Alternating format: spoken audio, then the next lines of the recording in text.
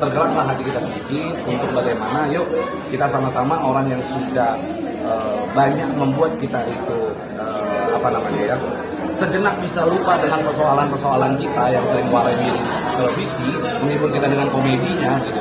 Harusnya kita masyarakat juga mengingat jasa beliau dan para selebriti ya harusnya juga bisa melakukan hal serupa, artinya membuat Mami Nunung mungkin saat ini jauh lebih nyaman. Setidaknya ada apresiasi buat dia. Ada kesedihan dari Mami Nunung yang akhirnya quote-nya viral juga nih, quote-nya yang ya kalau bisa jangan terlalu peduli sama orang, bagian diri sendiri dulu seperti itu. Quote itu viral nih kalau menurut Bapak lu sendiri. Ya memang itu poinnya. Jadi gini loh. Karena kekecewaannya itu sih. Satu sisi begini, saya selalu sering bilang sama orang, kita sekali bantu orang akan berterima kasih.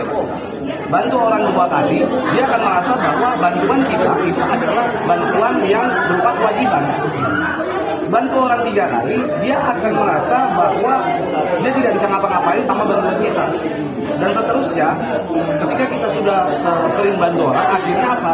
Orang tersebut akan merasakan bahwa bantuan kita adalah kewajiban. Bantuan kita menjadi satu-satunya. Dan kita begitu stop, dia akan benci sama kita. Dia akan memusuhi. Sehingga kita mau bantu orang pun, ya lihat-lihat. Kita bantu orang itu harus lihat. Kadang-kadang ada orang yang tahu diri ketika dibantu, ada orang yang nggak tahu diri dibantu. Ada orang yang resek begitu kita bantu, merasa dirinya udah nggak peduli lagi sama hal yang lain. Merasa bantuan kita itu adalah sepantas dengan kita. Itu nggak boleh.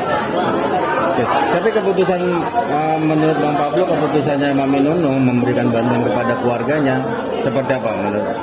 Ya itu pilihannya. Dan beliau juga sebenarnya nggak mempersoalkan dengan dia bantu keluarganya gitu ya. Karena itu beliau memang keinginan hati beliau dan beliau juga tidak ada penyesalan itu. Cuman terkadang harusnya merenung juga. Dia Mami Nunung juga merenung. Kenapa dia sudah membantu orang sedemikian rupa tapi feedbacknya justru seperti dia tidak dipedulikan. Ini sebenarnya menjadi satu rasa kesedihan. Dan itu juga pernah kita rasakan. Saya juga pernah merasakan hal yang serupa. Kita bantu orang, sekalipun kita memang nggak mengharap kembali ya. Ketika kita memberikan ke orang, tangan kanan memberi, tangan kiri tidak perlu tahu kan gitu. Kita memberikan ke orang harus ikhlas. Cuman yang jadi persoalan ketika kita bantu orang tersebut, kita terjadi sesuatu, dia nggak mau tahu, dia nggak peduli. Jadi hal-hal seperti itu akan membuat kita itu sedih sebenarnya.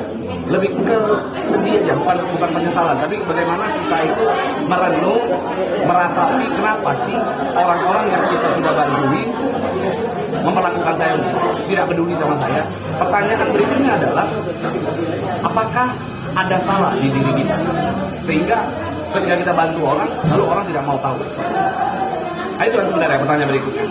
Maka hal itu akhirnya membuat kita itu berpikir lebih menyelami prasangka itu, akhirnya kita bersedih. Ujung-ujungnya ya penyesalan nanti jatuhnya. Oke. Terima kasih Bang.